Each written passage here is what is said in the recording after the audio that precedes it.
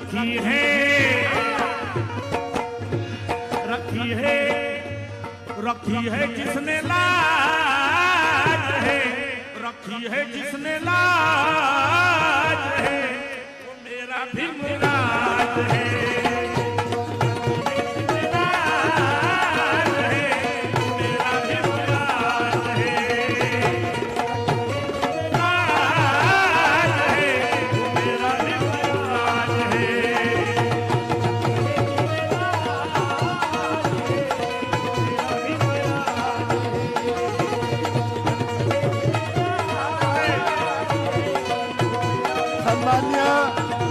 खरगे साहेब या ठिकाणी उपस्थित झालेले आहेत आणि आपला कार्यक्रमाला आपण या जाहीर सभेला सुरुवात करणार आहोत। सन्माननीय पाटणकर साहेबांना मी क्षमा मागतो आणि विनंती करतो की आपलं मार्गदर्शन अत्यंत मोलाचं झालं। आपला मी अत्यंत आभारी आहे डॉक्टर नितीन राऊत परिवारातर्फे आणि लवकरच आपण या सभेला सुरुवात करणार आहोत। आपणही आम्हाला सहकार्य करावं अशी मी विनंती करतो। बसायचे आता लोक हर कोई कहता है, हर कोई कहता है, हर कोई कहता है, भारत का सरताज है,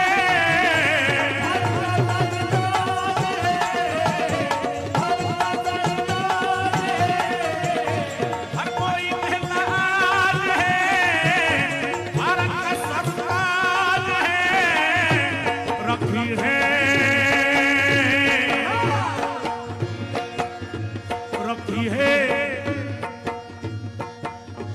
रखी है जिसने लाज है, रखी है जिसने लाज है, वो मेरा भी मुराद है। रखी है जिसने लाज है, वो मेरा भी मुराद है। रखी है जिसने लाज है, वो मेरा भी मुराद है। रखी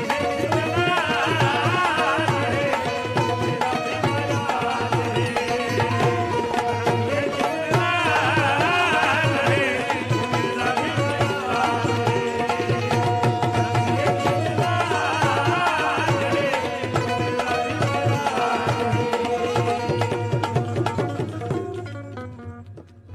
आमच्या देशाचे नेते सन्माननीय खरगे साहेब, महाराष्ट्र प्रदेश काँग्रेस कमिटीचे सन्माननीय अध्यक्ष नानाभाऊ पटोले जी,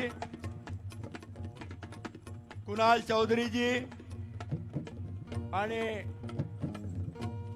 अखिल भारतीय काँग्रेस कमिटीचे सन्माननीय सर्व पदाधिकारी या ठिकाणी या सभेसाठी आपल्याला संबोधित करण्यासाठी उपस्थित झालेले आहेत। त्यांचं आपण सर्वांनी जोरदार टाळ्या वाजवून स्वागत करावं। सन्माननीय खरगे साहेब, त्यांची सर्व सहकारी यांचं जोरदार स्वागत करावं आपण।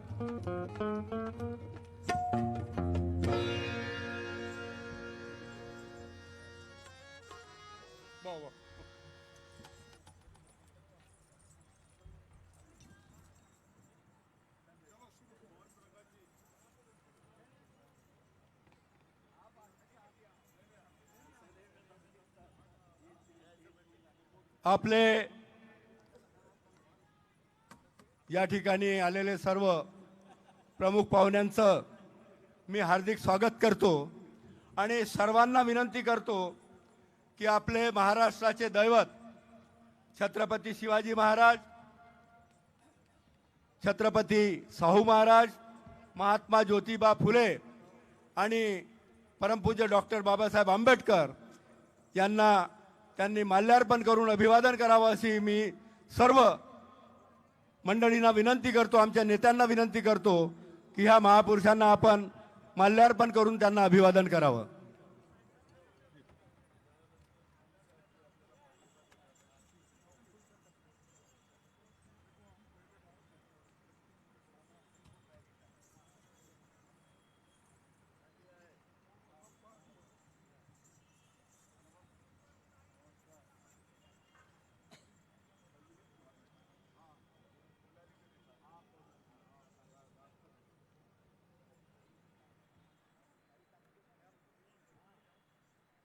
आपले महाराष्ट्राचे दैवत छत्रपती शाहू महाराज, छत्रपती शिवाजी महाराज, महात्मा ज्योतिबा फुले आणि आपले सर्वांचे दैवत ज्यांनी आपल्याला ह्या ठिकाणी उभं राहण्याची परवानगी दिली संविधानाच्या माध्यमातून, परमपूज्य डॉक्टर बाबासाहेब आंबेडकरांना माल्यार्पण करतायत. आपण सर्वांनी टाळ्या वाजवून,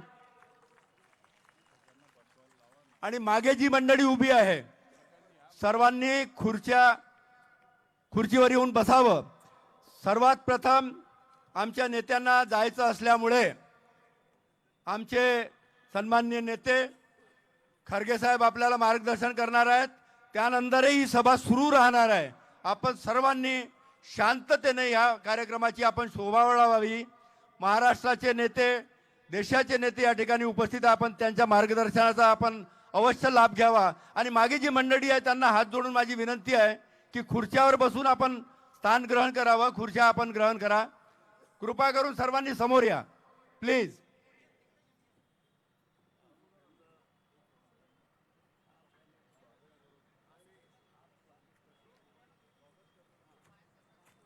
आमचे पदाधिकाऱ्यांना मी विनंती करतो की देशाचे नेते, आपले सर्वांचे नेते सन्माननीय खरगे साहेब, महाराष्ट्राचे प्रांताध्यक्ष सन्माननीय नानाभाऊ पटोले आणि डॉक्टर नितीन राऊतजी, मोहन प्रकाशजी यांचं सर्वांचं एका मोठ्या पुष्पहाराने त्यांचं स्वागत करावं. सर्वांना. मोहन प्रकाशजी.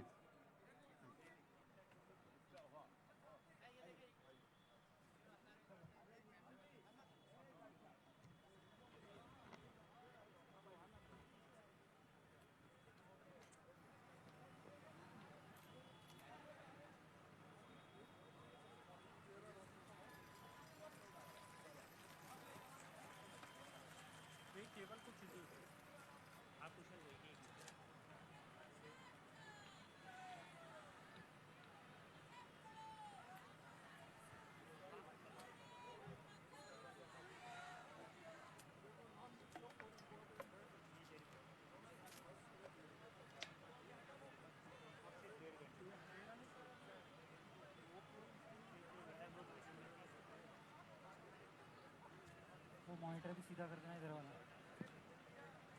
सामने वाला मॉनिटर सीधा कर देना.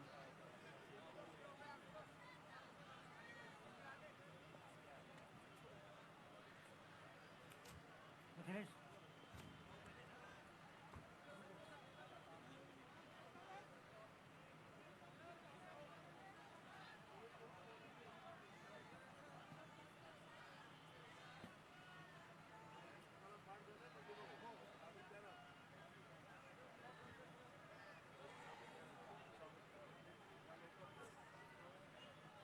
या ठिकाणी आपल्याला पाठिंबा देण्यासाठी रिपब्लिकन पार्टी ऑफ इंडियाचे राष्ट्रीय संघटक श्री थुलकरजी हे या ठिकाणी मंचावर उपस्थित आहे.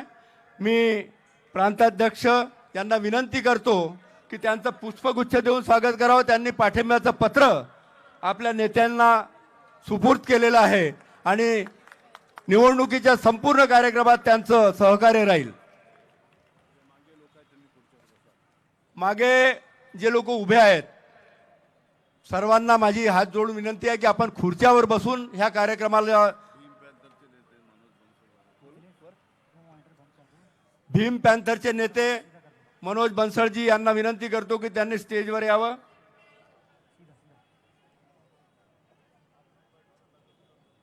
सर्वांना विनंती आहे. मागे जे सन्माननीय नगरसेवक आमचे ब्लॉक अध्यक्ष यांनी बसून घ्यावं.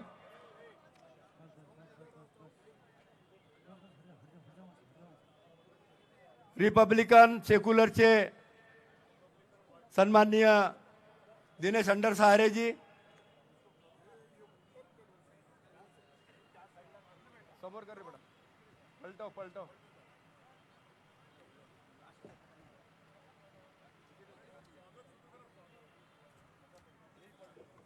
आमच्या ब्लॉक अध्यक्षांना विनंती आहे त्यांनी आमचे स्टेजवर असलेले सर्व नेते मंडळी यांना तिरंगा दुपट्टा घालून त्यांचं उत्तर नागपूरच्या वतीने स्वागत करावं अशी मी विनंती करतो. तिरंगा दुपट्टे सर्वांना, ब्लॉक अध्यक्षांना विनंती आहे की सर्व नेत्यांना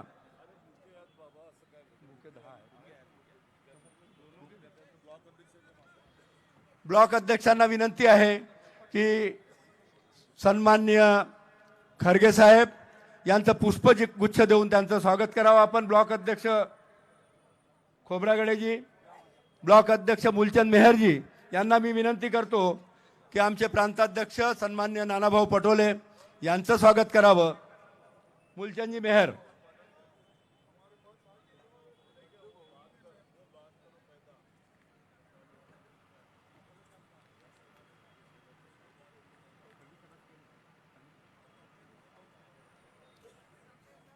खोब्रागडे साहेब, खरगे साहेबांचं स्वागत करावं आपण तिरंगा दुपट्टा आणि पुष्पगुच्छ देऊन.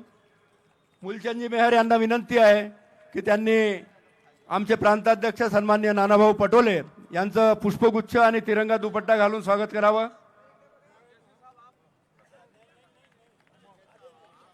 त्याचप्रमाणे सुरेश पाटील यांना मी विनंती करतो की अखिल भारतीय काँग्रेस कमिटीचे सरचिटणीस आणि आपल्या विदर्भाचे प्रभारी आणि आपले जुने महाराष्ट्राचे प्रभारी सन्माननीय मोहन प्रकाशजी यांचं पुष्पगुच्छ आणि तिरंगा दुपट्टा घालून स्वागत करावं. सुरेश पाटीलजी. वेद प्रकाश जी, आप स्वागत कर दीजिए सन्माननीय मोहन प्रकाश जी का. समोर जी मंडळी आमची महाराष्ट्र प्रदेश काँग्रेस कमिटीची, अखिल भारतीय काँग्रेस कमिटीची जी मंडळी आहे त्यांना सर्वांना तिरंगा दुपट्टा घालून उत्तर नागपूरच्या वतीने आपण स्वागत करावं अशी मी विनंती करतो. आमचे उत्तर नागपुरातील शीख बंधू सन्माननीय खरगे साहेबांना तलवार देऊन त्यांचं स्वागत करीत आहेत.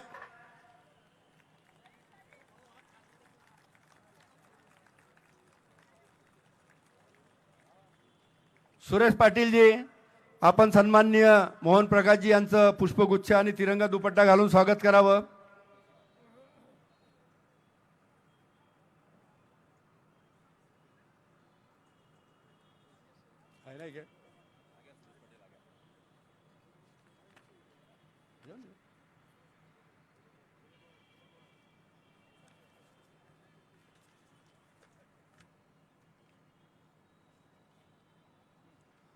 संपूर्ण महाराष्ट्रात निवडणुका होऊ घातलेल्या आहेत आणि सर्वांना अत्यंत व्यस्तता आहे.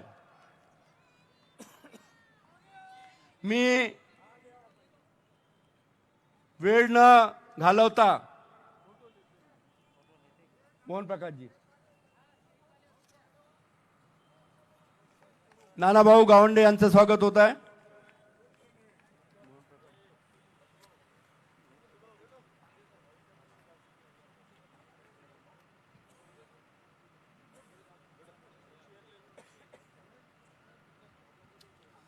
आपले उत्तर नागपूरचे सर्वांचे लाडके नेते आणि विधानसभेला उमेदवार असलेले सन्माननीय डॉक्टर नितीन राऊत साहेब यांना मी विनंती करतो की त्यांनी आपलं मार्गदर्शन करावं.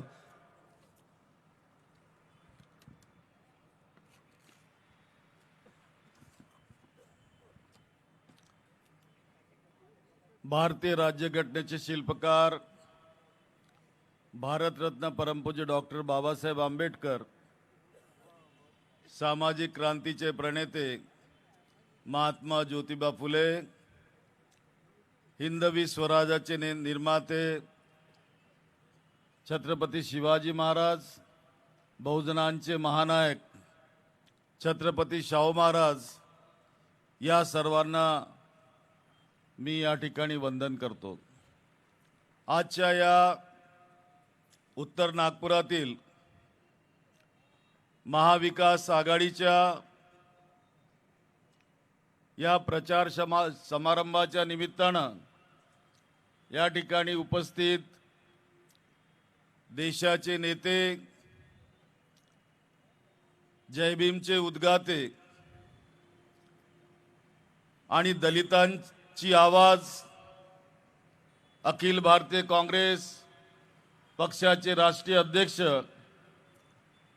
आदरणीय श्री मल्लिकार्जुन खरगे साहेब, या प्रसंगी या ठिकाणी उपस्थित महाराष्ट्र प्रदेश काँग्रेस कमिटीचे अध्यक्ष नानाभाऊ पटोलेजी, अखिल भारतीय काँग्रेस कमिटीच्या CWCचे सन्माननीय सदस्य आदरणीय श्री मोहन प्रकाश जी, श्री गुरदास सप्पल जी, आपल्या महाराष्ट्रातील नेते आणि माजी मंत्री आदरणीय डॉक्टर सतीश चतुर्वेदी जी, रामकिशन ओझाजी, नाना गावंडेजी, या ठिकाणी प्रणव झाजी, मंचकावर उपस्थित रिपब्लिकन पक्षाचे नेते श्री भूपेश थुलकरजी, दिनेश अंडर सहारेजी, भीम पॅन्थरचे नेते श्री मनोज बनसोडजी, ब्लॉक काँग्रेस कमिटीचे अध्यक्ष सुरेश पाटीलजी, दीपक खोब्रागडेजी, मूलचंद मेहरजी, आमच्या नगर काँग्रेस कमिटीचे वरिष्ठ उपाध्यक्ष बंडोपण टेंभुर्णेजी, संजय दुबेजी, राजाभाऊ करवाडेजी, अनिल नगरारेजी, मंचकावर उपस्थित सर्व नगरसेवक आणि या इंदोरा येथील ऐतिहासिक मैदानावर उपस्थित सर्व या उत्तर नागपुरातील बंधू भगिनी आणि मित्रांनो, पत्रकार मित्रांनो, आपलं सर्वांचं मी या ठिकाणी महाविकास आघाडीचा उमेदवार म्हणून स्वागत करतो. खरं पाहिलं तर आज जी देशाची परिस्थिती आहे त्या परिस्थितीमध्ये एक विचारांची लढाई सुरू आहे आणि या विचारांच्या लढाईमध्ये नेहमी असं म्हटलं जातं की कोणता विचार या देशाला सार्थक ठरणार आहे, कोण या देशाला पुढे नेणार आहे, या देशाची प्रगती करणार आहे. आणि ते करत असताना उत्तर नागपूरचं एक आपलं ऐतिहासिक महत्त्व आहे.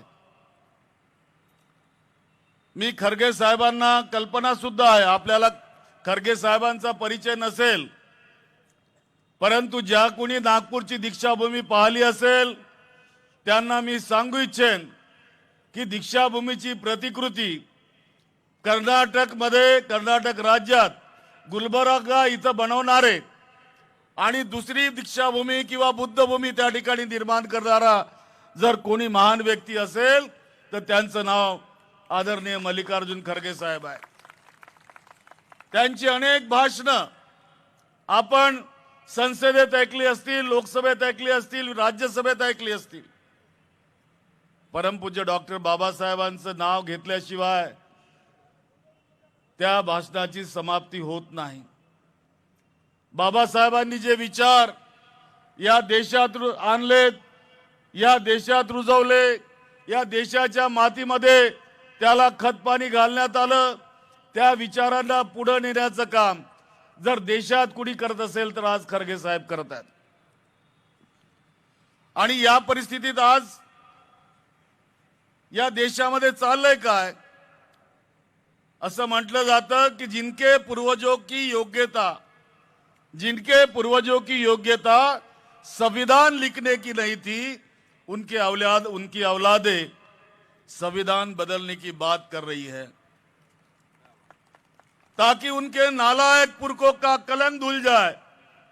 क्योंकि ये जब इस देश में ब्रिटिशों का राज था तब ये ब्रिटिशों की गुलामगिरी कर रहे थे, ब्रिटिशों के तलवे चाट रहे थे, ब्रिटिश सरकार से माफी मांग रहे थे और वे आज संविधान की बात हमें सिखा रहे हैं. अगर संविधान पे किसी ने खून बहा है तो वो कांग्रेस पार्टी ने बहा है. आप राष्ट्रपिता महात्मा गांधी से लेकर हमारे पूर्व प्रधानमंत्री राजीव गांधी तक के इस देश के लिए इन लोगों ने अपने खून दिया है, अपने प्राणों की आहुति दी है. किस लिए दी, क्यों दी? कांग्रेस पार्टी चाहती है कि इस देश में अमन रहे, चैन रहे, इस देश के अंदर भाईचारा बना रहे।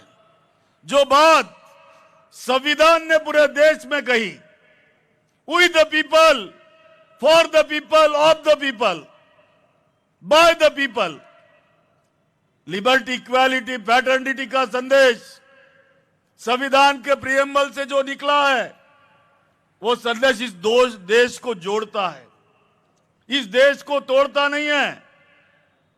इसलिए ये लोग कहते हैं ना कि कटेंगे तो बटेंगे, लेकिन हम कहते हैं जुड़ेंगे तो जीतेंगे।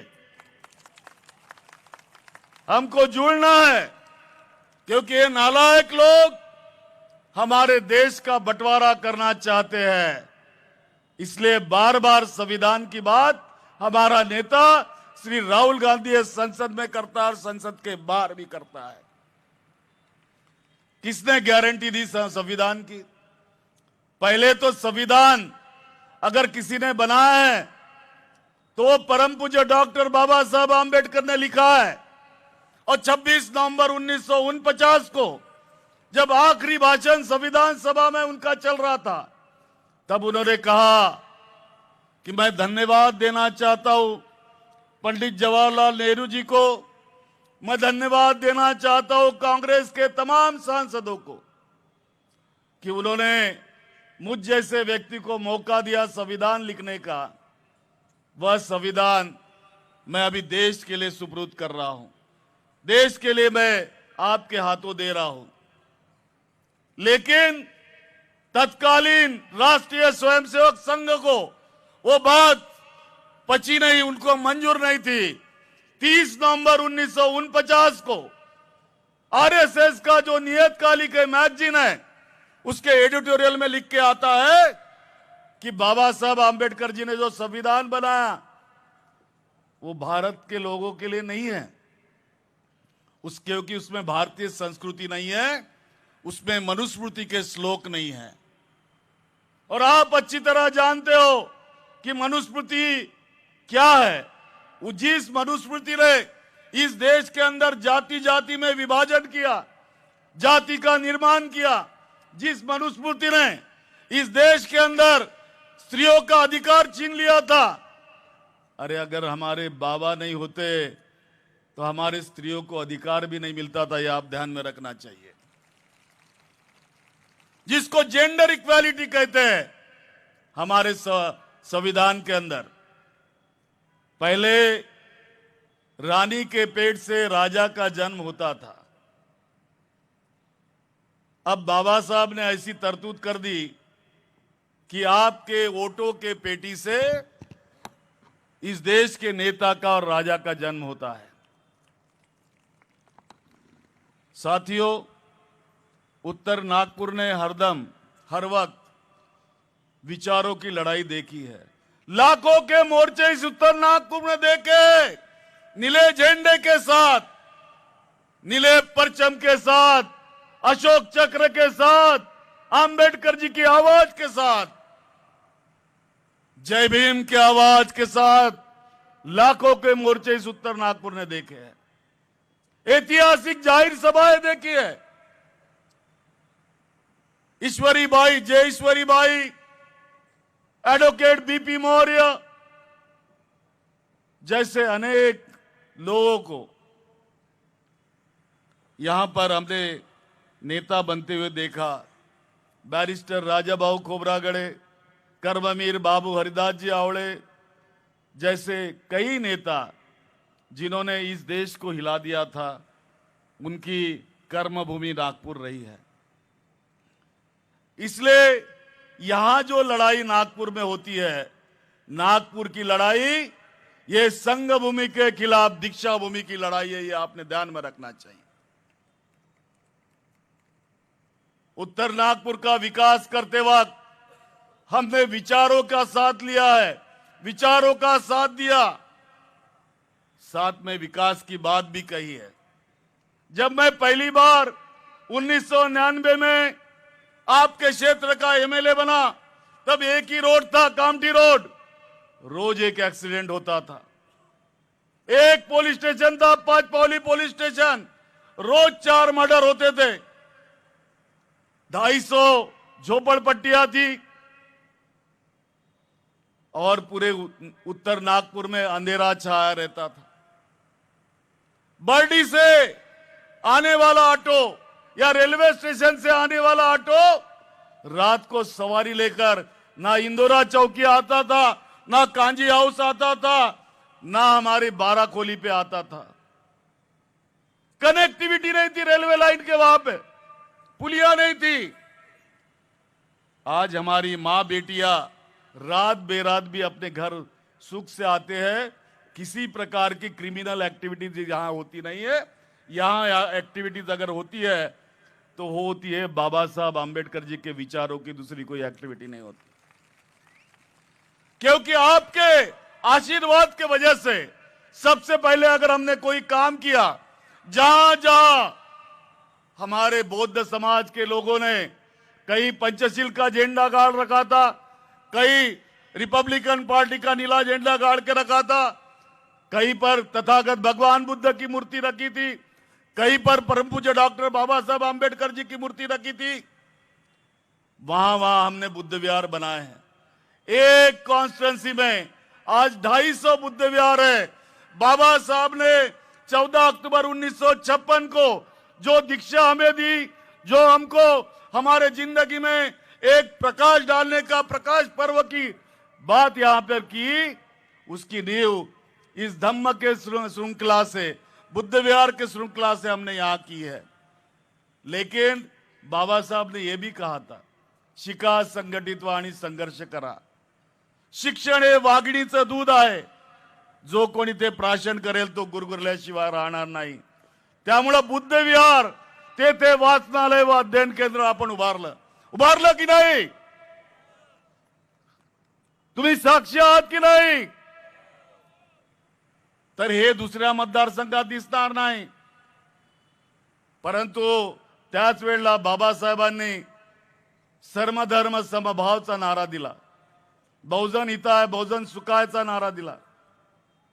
आम्ही सर्व धर्मांना, गुरुद्वारा असो, मंदिर असो, मस्जिद असो, मदरसा असो, बुद्ध विहार असो, सर्वांना विजेचं बिल माफ व्हावं म्हणून सोलार लावून दिलेले आहेत। आणि सगळ्यात महत्वाची गोष्ट की संसदेची प्रतिकृती असलेली doctor Babasaheb Ambedkar international convention centre 140 कोटी देऊन त्या ठिकाणी बनवलेलं आहे। परंतु त्याच वेळेला इस्लामिक कल्चरल सेंटर, मुस्लिम समाजामध्ये कुराने पाकचं महत्व फार अत्यंत महत्वाचं आहे। कुराने पाक मधला पहिला शब्द जर कोणता असेल तर त्याला म्हणतात इकरा। इकराचा अर्थ आहे की नबी से पहले आप पढ़िए, म्हणजे तालीम हासिल कीजिए, इल्म हासिल कीजिए। म्हणून आपण मुस्लिम मुला मुलींसाठी इस्लामिक कल्चरल सेंटरची या ठिकाणी निर्मिती केली।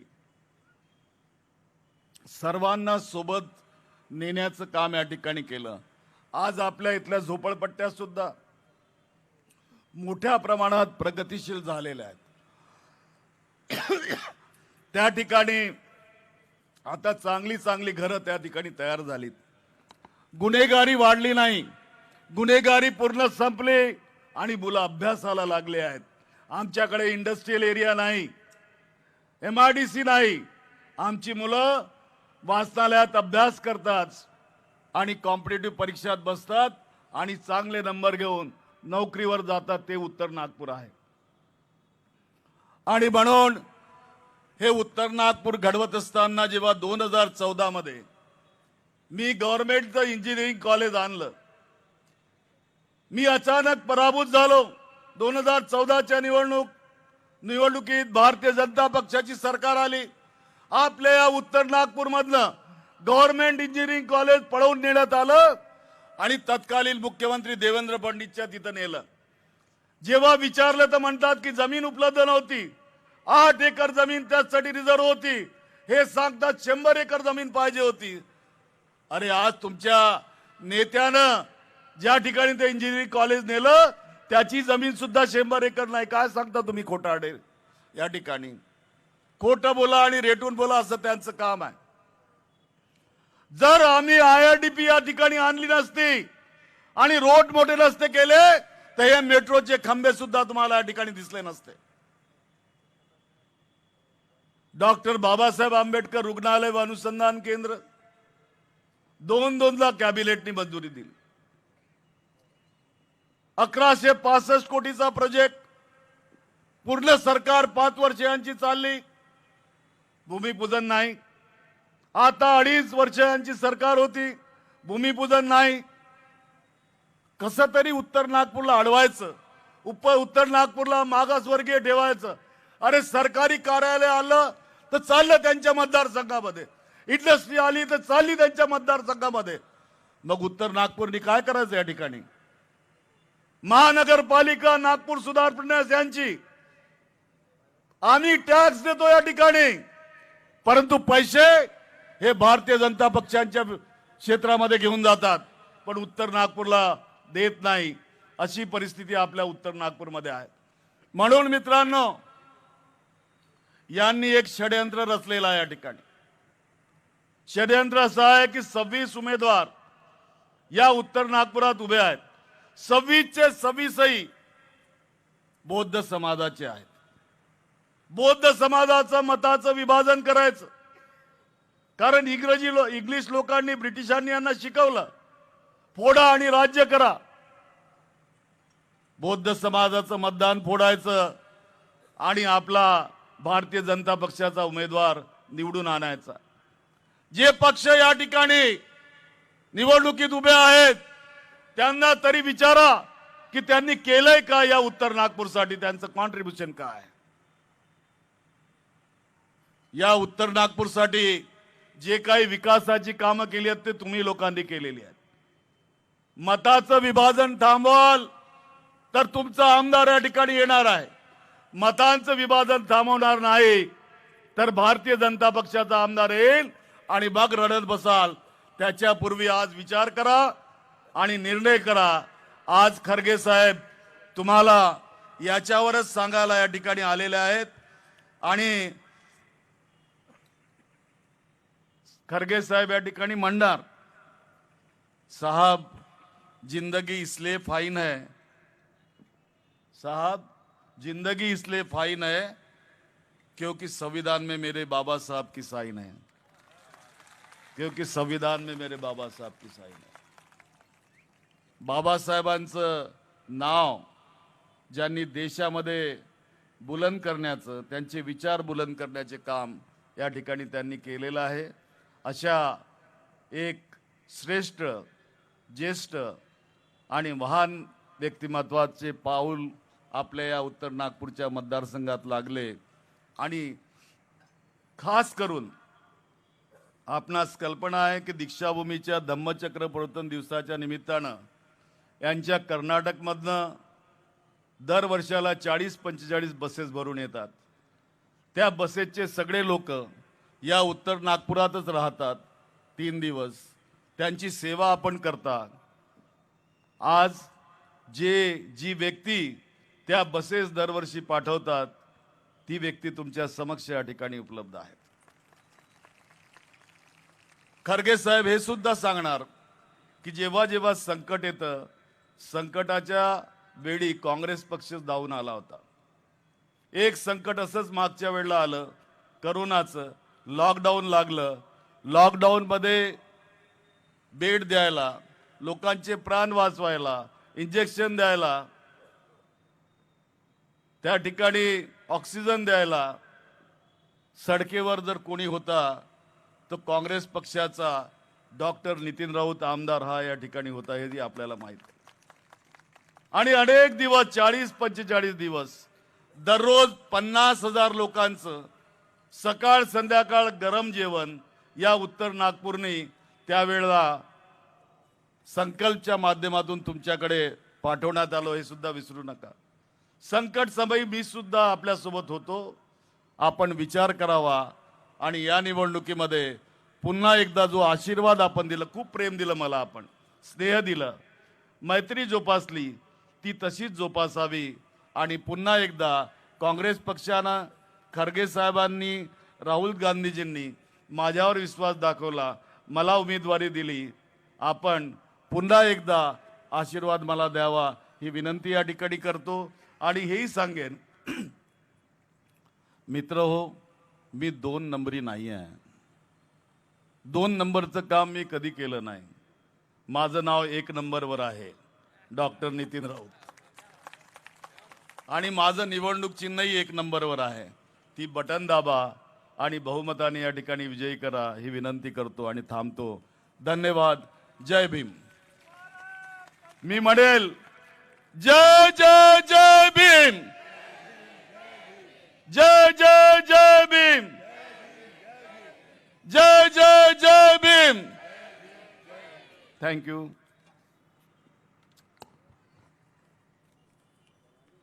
माझ्या तुमच्या प्रश्नासाठी संसदेत नित्यक्रमाने लढणारे सन्मान्य खरगे साहेब देशाचे नेते आपल्यामध्ये आहेत. ते आपल्याला मार्गदर्शन करतील. आणि त्यांच्यानंतर आमचे प्रांताध्यक्ष नानाभाऊ पटोले या ठिकाणी थांबणार आहेत. खरगे साहेबांना अत्यंत व्यस्तता असल्यामुळे त्यांचं भाषण पहिल्यांदा होईल आणि प्रांताध्यक्ष आपल्याला त्यांच्यानंतर मार्गदर्शन करतील. मी सन्मानपूर्वक आमंत्रित करतो खरगे साहेबांना. त्यांनी मराठी आणि हिंदी दोन्ही भाषेत आमचं मार्गदर्शन करावं अशी मी विनंती करतो.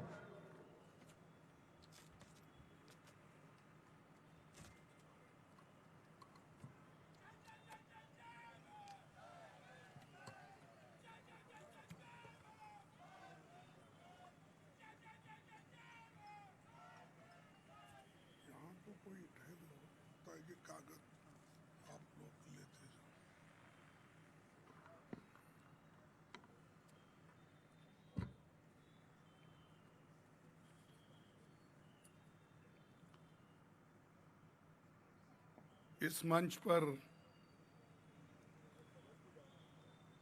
उपस्थित श्री मोहन प्रकाश जी, कांग्रेस अध्यक्ष महाराष्ट्र प्रदेश श्री नाना पटोले जी,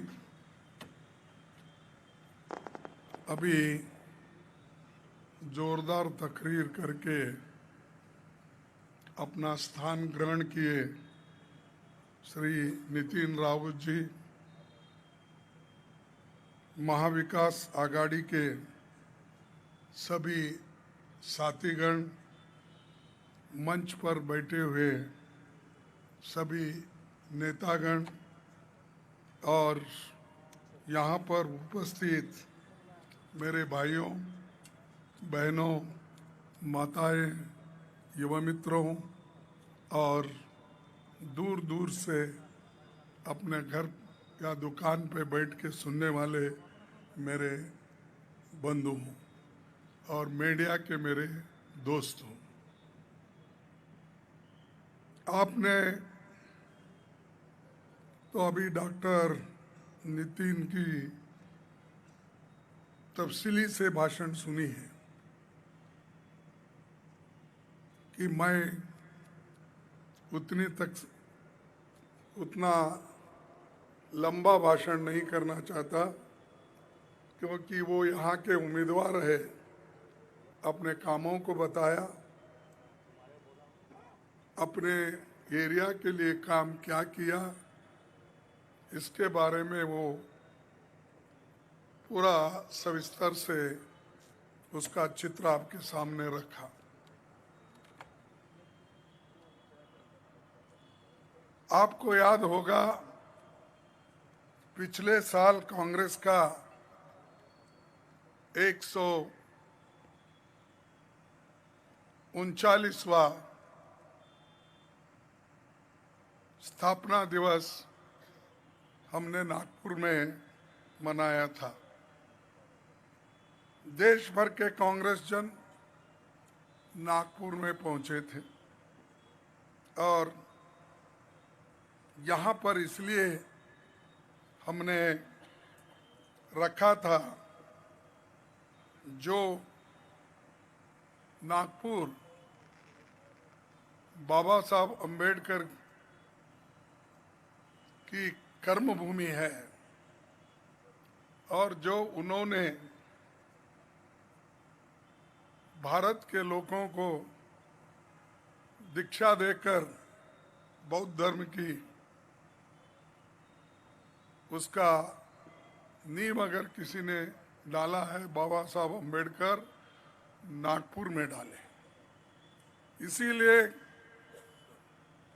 दीन दलित लोग, पिछड़े लोग यहाँ पर आते हैं, बाबा साहब को नमन करते हैं, उसके साथ शाहू महाराज को नमन करते हैं, महात्मा फुले जी को नमन करते हैं, राज्य के जो छत्रपति शिवाजी महाराज को याद करते हैं। और ये सभी नेताओं को याद करने का एक ही उद्देश्य है, इन नेताओं ने उनकी एक पहचान बनाई है और आइडियोलॉजी के लिए वो मशहूर है और उन्होंने समता का, समानता का एक विचारधारा इस देश को दिया। उसका क्रेडिट अगर किसी को जाता है तो नागपुर के जनता को जाता है और नागपुर के लोगों को जाता है, क्योंकि आप लोगों ने संघर्ष करके बाबा साहब अंबेडकर को हिम्मत दिलाई, प्रोत्साहित किया और उसके वजह से बाबा साहब अंबेडकर कन्याकुमारी से लेकर कश्मीर तक, बंगाल से लेकर हमारे गुजरात तक उन्होंने दलितों की लड़ाई लड़ी। अब बहुत लोग उठ गए हैं जो बाबा साहब के बारे में 10-15 साल पहले कुछ भी बात ही नहीं करते थे। यहां तक कि जो संविधान बाबा साहब अंबेडकर ने बनाया उसको नफरत करते थे। वो कहते थे, जसा आमचे नितीननी सांगितलं की डॉक्टर बाबा साहब अंबेडकर का संविधान जो बनाया गया है वो संविधान हमारे लिए ठीक नहीं है।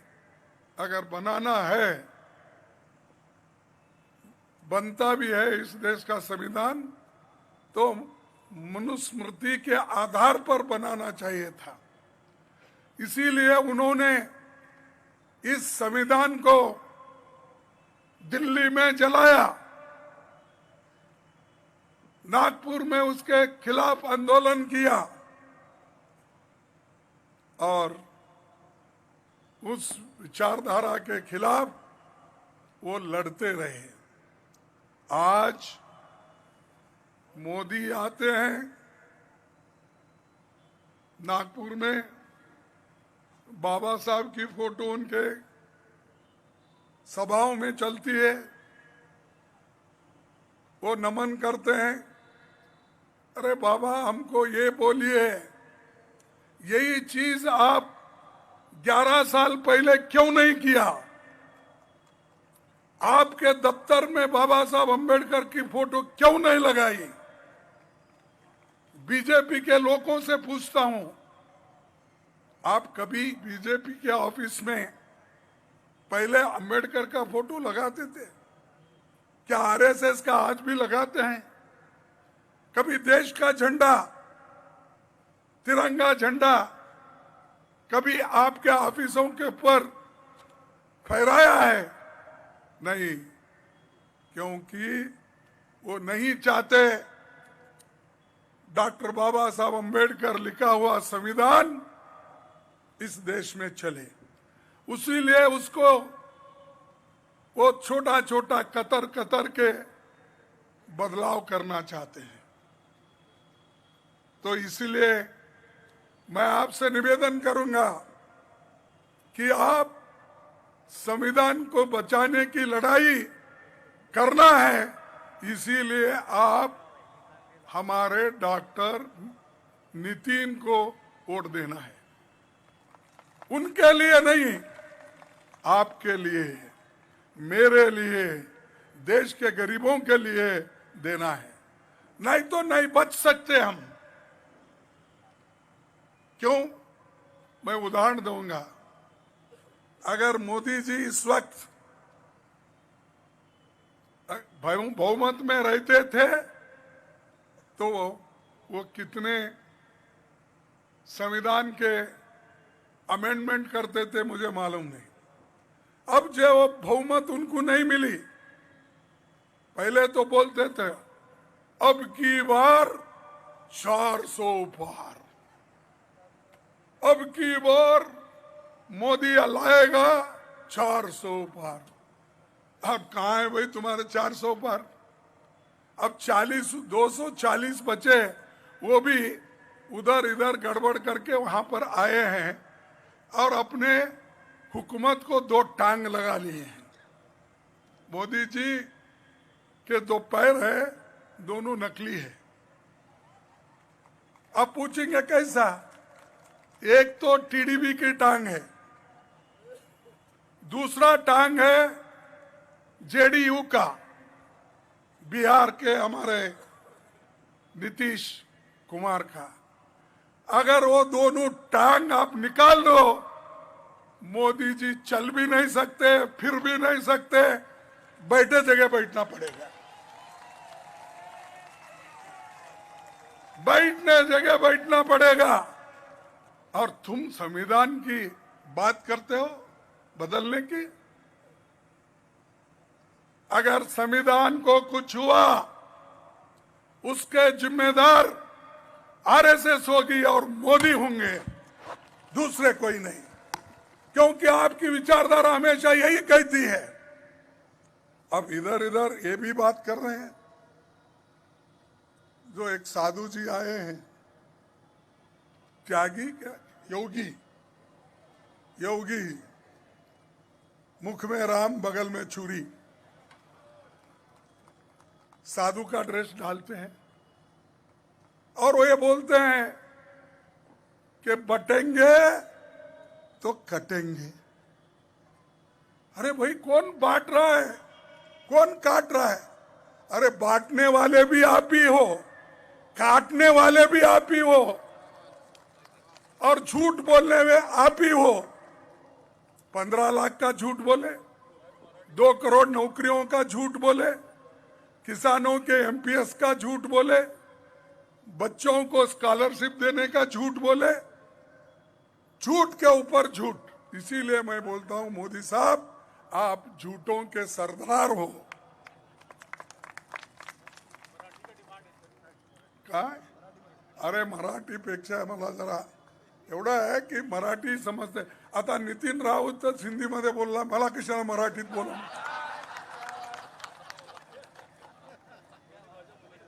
आणि मी चुकून काहीतरी बोललो ते उद्या माझ्या डोक्यावर येईल आणि नितीन म्हणेल की असं जे येत नाही ते कशाला बोलावं, साहेब माझे वोट खराब केले म्हणते। तर ये जो है, इन्होंने बांटने का काम खुद किया। कैसा? इन्होंने तो हजारों सालों से पहले हमको बांटे, हजारों सालों से सप्रेस करे हमको काटते ही आ रहे हैं। बांटे कैसा?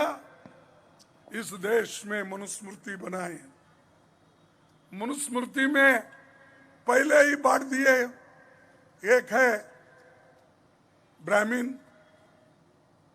हमारे ओम प्रकाश साहब बैठे हैं, लेकिन उनके लिए नहीं बोल रहा हूं मैं, ब्राह्मण दूसरे योगी वाले, एक बैठे ब्राह्मण, दूसरे बैठे क्षत्रिय, तीसरे बैठे वैश्य, चौथे बैठे शूद्र, और एक क्लास निकला उसमें अति शूद्र। अरे पहले 5 लोगों को तो आपने ही बांटा, तो एक ही कहां रखे आप? कहां है यूनिटी? और मोदी जी बोलते हैं हम एक है तो सेफ है।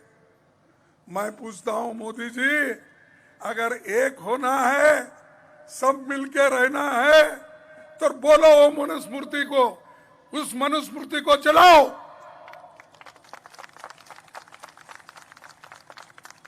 और एक होने की बात करो तुम। मैं वोटों के लिए एक होना और बांटना लोगों को आप काम करते हैं। कांग्रेस कभी ये बात नहीं करेगी। कांग्रेस हमेशा एक होके, एक रह के देश के लिए काम करी। इसीलिए तो महात्मा गांधी जी अपना प्राण दिए। उसका प्राण लिए कौन? कौन लिए? तुमको वो भी याद नहीं, तो इसीलिए वो वोट कैसा देंगे आप नितिन? हाँ, गोडसे ने मारा। और देश को एकता रखने के लिए जो कांग्रेस पार्टी की गरीबों की नेता थी इंदिरा गांधी, उसको कौन मारे? यही विचारधारा वाले। हम एक रखना तो गोलियां हमारे ऊपर ही चलती है। राजीव गांधी जी इस देश को एक रखना चाहते थे, एक रखने की कोशिश किए, उनको भी आपने मारे, उनके टुकड़े टुकड़े कर दिए। और जब उनको मारते हो आप खुश रहते हो। और एक बात हमेशा बोलते हैं, इस खास करके हमारे लोगों को भड़काने के लिए, देखो कांग्रेस वाले देश में जाति आधारित, ये भाई नीचे आ रहा है, जाति आधारित जनगणना करके लोगों का डिवीजन करना चाहते हैं। अरे जाति आधारित जनगणना अगर किए तो उसमें गलती क्या है? सेंसस तो हर 10 साल को होता है। अगर सेंसस शेड्यूल कास्ट का सेंसस नहीं होता तो प्रोपोर्शनल रिप्रेजेंटेशन कैसा मिलता? ट्राइबल का अगर जनगणना नहीं होती तो उनको उनका संख्या के अनुसार उनको रिजर्वेशन कैसा मिलता? और उसी तरह से बैकवर्ड क्लासेस के लिए, पिछड़े लोगों के लिए, अति पिछड़े लोगों के लिए ये सेंसस की जरूरत है। हमको उनकी गरीबी देखना है, उसमें क्या है, शिक्षा क्या है, नौकरी कितने मिले, इसके लिए हम कर रहे हैं। तो मोदी जी बोलते हैं ये कांग्रेस वाले डिवाइड कर रहे हैं। भाई आप खुश हो क्योंकि आपको कहीं ना कहीं चंदा पट्टी तो मिलता है अपने पार्टी के लोगों को चुनने के लिए। आप ऐसी बातें कर सकते हो। जो गरीब लोग हैं, जिनके पास खाने के लिए पैसे नहीं है, काम नहीं है, शिक्षा नहीं है, इसीलिए तो बाबा साहब अंबेडकर ने कहा एजुकेट, ऑर्गेनाइज एंड एजिटेट। विद्या हासिल करो, संगठित हो जाओ और अन्याय के खिलाफ लड़ते रहो, ये बाबा साहब का कहना है। इसीलिए आज हमारे बच्चे थोड़ा कुछ पढ़ने में, गरीबों के बच्चे आगे आ रहे हैं, लेकिन वो सहन नहीं कर रहे। मोदी जी तो हमेशा डिवाइड करने की बात करते हैं। अब चतुर्वर्ण में डिवीजन पहले से ही आप करके रखा है, मनुस्मृति में है, तो अब क्यों आप ये बात कर रहे हैं, मेरे को समझ में नहीं आता। और तीसरी चीज, देखो, देश को एक रखना है, हमको समाज को एक रखना है और इस देश का प्रगति करना है। मैं उनको कहना चाहता हूं, देश की प्रगति सिर्फ 4 बड़े उद्योगपति को सहुलत देने से नहीं होता, अदानी अंबानी से नहीं होता। अरे गरीबों को जो भूखे मर रहे हैं, जिनके पास विद्या नहीं, खाने के लिए नहीं, उनकी मदद करो, तभी ये देश आगे बढ़ेगा, नहीं तो नहीं। और मुझे ये भी नहीं समझ में आता, कभी कभी मोदी साहब सिर्फ इलेक्शन में बहुत फिरते हैं और अपनी बात इलेक्शन में ही बोलते हैं, और हमेशा मुझे तो बोलते हैं खड़गे जी जो भी कहते हैं सब झूठ है,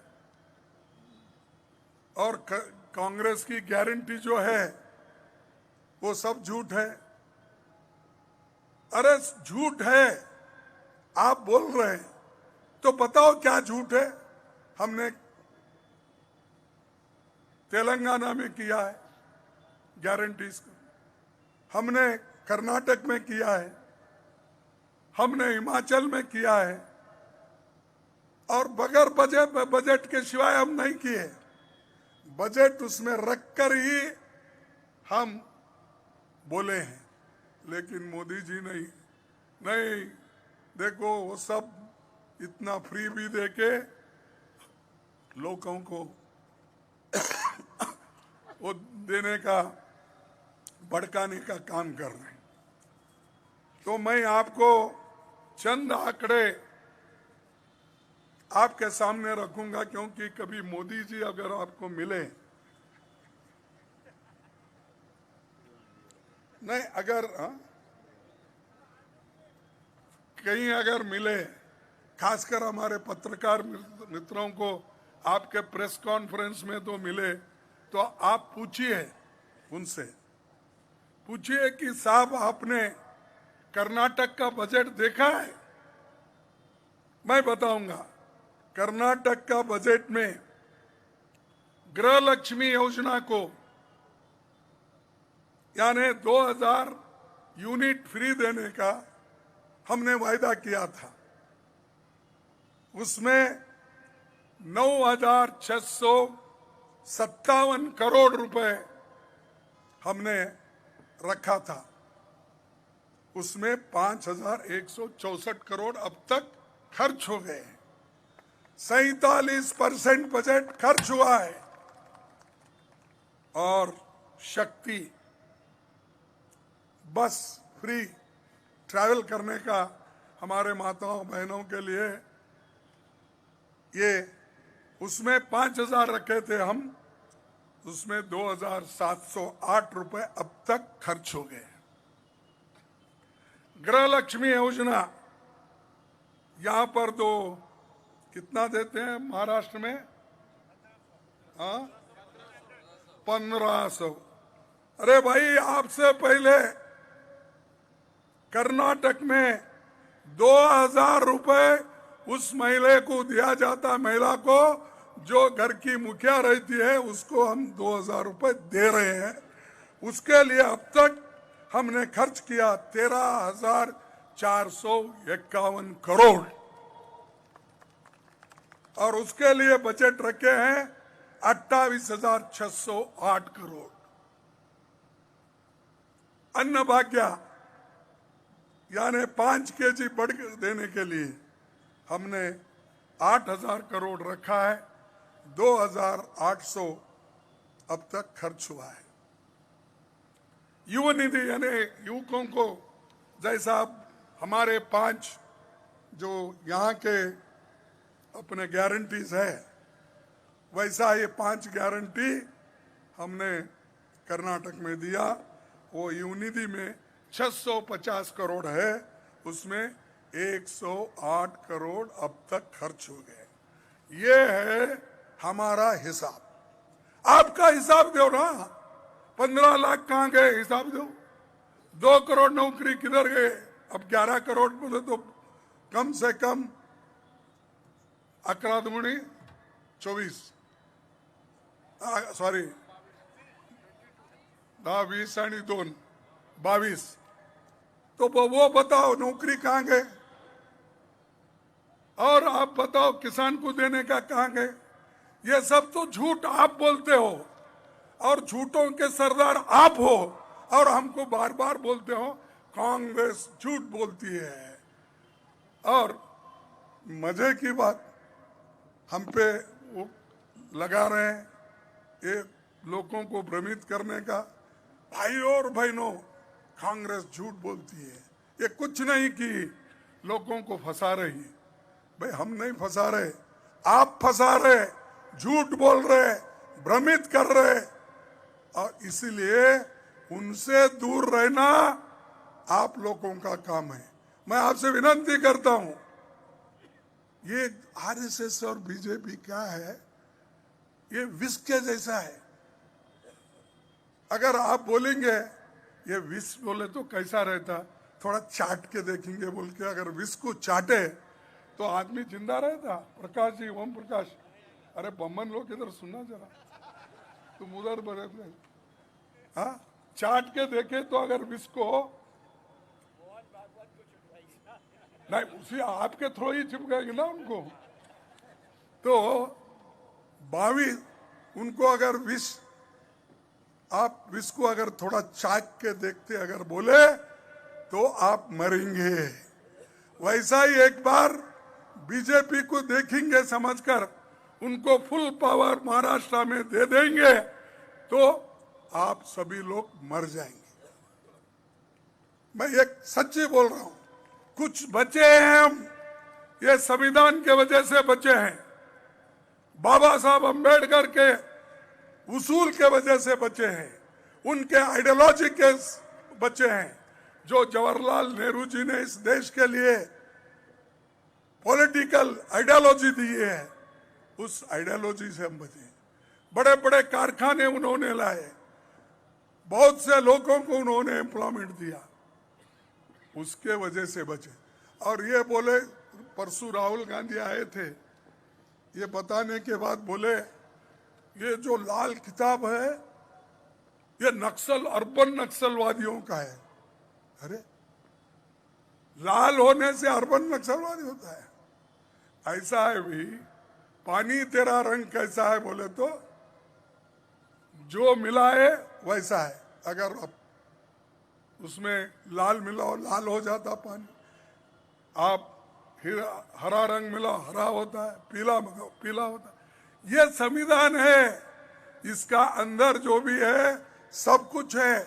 उन्होंने क्या बोला कि राहुल गांधी जो बताते हैं वो ब्लैंक पेपर से है, अंदर क्या बोलते हैं उसको, खाली कोरे कागज। देखो इसको पढ़ो, अगर कहीं है तो नितिन रावत साहब एक कॉपी उनको भेजो, तो आपकी मालूम होने दो कि ये रेड बुक जो भी छोटा हैंडबुक बना है, ये वकील वो अपने पास रखते हैं, पार्लियामेंट में भी सब लोग रखते हैं साथ में।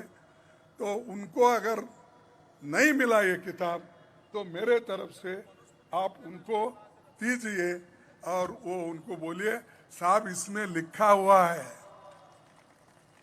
फंडामेंटल राइट्स के सभी आर्टिकल इसमें है, छुआछूत अगर उसके खिलाफ कोई करा उस वो भी लिखा है, सब लोग मिलके चलना ये भी लिखा है। और बाबा साहब अम्बेडकर का उसूल ये था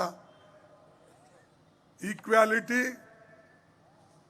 लिबर्टी, फ्रेटर्निटी, ये 3 महत्व के हैं। इनके पास ना इक्वालिटी है, उनके पास ना लिबर्टी है, ना उनके पास बंधुत्व यानी फ्रेटर्निटी, भाईचारा, बंधुत्व बोलते हैं, ठीक है, भाईचारा, और ये जो फ्रेटर्निटी भी उनके पास नहीं। ये सब ढोगले, झूठ बोलने वाले, ये झूठों का एक गैंग है और इतिहास को भी ये ऊपर नीचे कर रहे हैं। तो इसीलिए कम से कम आपको मालूम नहीं है तो हम आपको ये रेड बुक इसलिए दे रहे, छोटा है बोल के। अगर आपको नीला बुक होना है हमारे को पार्लियामेंट में देते हैं, मैं लिया हूं, एक कॉपी उनको जरूर भेजूंगा अगर आवश्यकता पड़ती है, क्योंकि उसके साथ वो चलते ही नहीं, उनको कभी आवश्यकता नहीं गिरी। हो संविधान के तहत आप नहीं चलने वालों को कहाँ फुर्सत है? आप तो मनुस्मृति पढ़ते हो, आप चतुर्वर्ण की हिफाजत करने की कोशिश करते हो। तो बंधुओं, ऐसे लोगों से दूर रखो, ये देश के हित में नहीं है। देश के लोगों को ये लोग मारने की कोशिश कर रहे हैं और फिर से हाँ, इस जो गरीब तबका है ये जहां थे वहीं रखने की कोशिश इनकी है। तो इसीलिए आप समझेंगे कि बार बार ये संविधान की बात क्यों करते हैं। हम इसलिए करते हैं, सारा जान दलित, आदिवासी, पिछड़े हुए लोग, माइनॉरिटी के लोग, उनके लिए अगर कोई किताब है तो एक ही है जो बाबा साहब अंबेडकर जी ने बनाया है, दूसरा कोई नहीं है। इसी के वजह से हम जी रहे हैं, इसको सुरक्षित रखना हमारा काम है। तो इसलिए मैं आपका ज्यादा वक्त नहीं लेते हुए मैं ये कहूंगा कि आने वाले चुनाव में हाथ को वोट देकर, पंजा को वोट देकर डॉक्टर नितिन को आप यशस्वी बनाइए और इनको जिता के आप काम लीजिए। वो हमेशा गरीबों की बात करते हैं, बात करने का ही नहीं, गरीबों का साथ देते हैं। और हमारे हिंदुस्तान के कोने कोने में आप कहीं भी जाएंगे तो शेड्यूल कास्ट के, वो पहले शेड्यूल कास्ट शेड्यूल ट्राइब के कन्वीनर थे, उस नाते में हर लोग पहचानते हैं। उसके अलावा भी उनकी आवाज भी इतनी खनखनी है, जैसा कुछ बात अगर कहते हैं तो आपको भी समझ में आता है। तो तुम्हारा आपके नुमाइंदगिरी भी अच्छा करेंगे, आपकी भलाई भी होगी। और इस नॉर्थ नागपुर का जो रोड है, ये अपना ड्रेनेजेस है, जो कुछ भी समस्या जैसा उन्होंने बताया, पुलिस स्टेशन से लेकर रोड से लेकर सारी समस्याएं उन्होंने आपके सामने खुलकर रखी है। इसीलिए आप उन्हीं को वोट दो जो तुम्हारा काम करता है। और ये हमारी आघाड़ी, महाराष्ट्र विकास आघाड़ी, ये आपके लिए है। इसीलिए आप सब लोग साथ देंगे हमारा। अरे जरा जोर से बोलो भाई, देंगे, बीजेपी को हराएंगे, नंबर 1 को जिताएंगे। नंबर 1 ही है नहीं, नंबर 1 को जिताएंगे, हाथ को जिताएंगे। इसीलिए मैं ज्यादा वक्त नहीं लेता हूं, मैं इतना ही बोल के मेरे बात को समाप्त करता हूं। जय हिंद, जय हिंद, जय हिंद, जय भीम, जय भीम। देखो वहां नहीं बोल रहे, अंधेरे में जो बैठे ना वो नहीं बोल रहे, क्या बात है कि नाराज है क्या? जय भीम।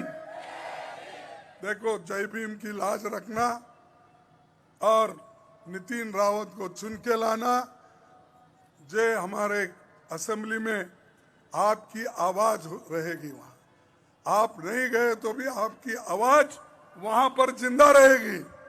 तो इसीलिए आप उनको चुन के लाकर कांग्रेस को सपोर्ट कीजिए और देश को जरूरत है उनकी। हमको सभी लोगों की जरूरत के अलावा अगर महाआघाड़ी गठबंधन की सरकार अगर यहाँ आ गई महाराष्ट्र में तो मोदी साहब बराबर घर में सो जाएंगे। मैं इसलिए बोल रहा हूं कि महाराष्ट्र उन्होंने हमको बोलते हैं कभी कभी, क्या बोलते हैं कि कर्नाटक एटीएम है और तेलंगाना कांग्रेस के लिए एटीएम है। और जब ये तेलंगाना ये कर्नाटक ये सब एटीएम हमको है तो क्या महाराष्ट्र आपका एटीएम है? मैं पूछना चाहता हूं, महाराष्ट्र क्या उनका एटीएम है? क्योंकि नहीं है उनका एटीएम, क्योंकि यहाँ पैसे मुंबई में बहुत मिलते हैं, हर एक को डराते हैं, ईडी का केस डालते हैं, सीबीआई से डराते हैं, सीबीसी से डराते हैं, सबको डरा डरा के पैसा जमा करके कॉरपोरेट कंपनियों से पैसा लेके और ये जो इलेक्शन बॉन्ड उन्होंने खरीदा भारी संख्या में और हजारों करोड़ उन्होंने जो जमा किया है वो उनका एटीएम में कॉरपोरेट है, महाराष्ट्र है। अब मैं समझता हूं उन्होंने वर्क काम बांटा है क्या नहीं मुझे मालूम नहीं। कुछ अभी बोल रहे थे कोई लोग फडणवीस को मुख्यमंत्री घोषित किया, ऐसा कुछ सुन रहा था मैं। सच है कि झूठ है आपको मालूम। वो किसको भी करने दो, हमारे लिए कोई बात नहीं है। नागपुर के लोग होशियार है, खासकर विचारधारा पे विश्वास रखने वाले लोग हैं, इसीलिए मैं आप लोगों की सबसे ज्यादा इज्जत करता हूं, आपको नमन करता हूं। तो इसीलिए भाइयों, भारत भी बचाओ, गरीबों को बचाओ और ये अन्याय अत्याचार करने वाले सरकार को भी हटाओ और हटा के ये महाराष्ट्र विकास आघाड़ी की सरकार लाओ। इतना ही कहते हुए मेरे भाषण को समाप्त करता हूं। जय हिंद।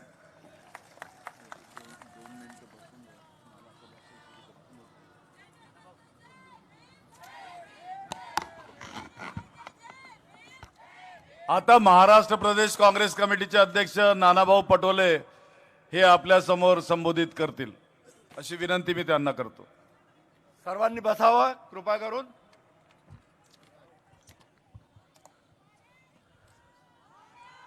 भारत रत्न परमपूज्य डॉक्टर बाबासाहेब आंबेडकरांचा, शाहू महाराजांचा, महात्मा ज्योतिबा फुल्यांचा, सावित्रीबाई फुल्यांचा,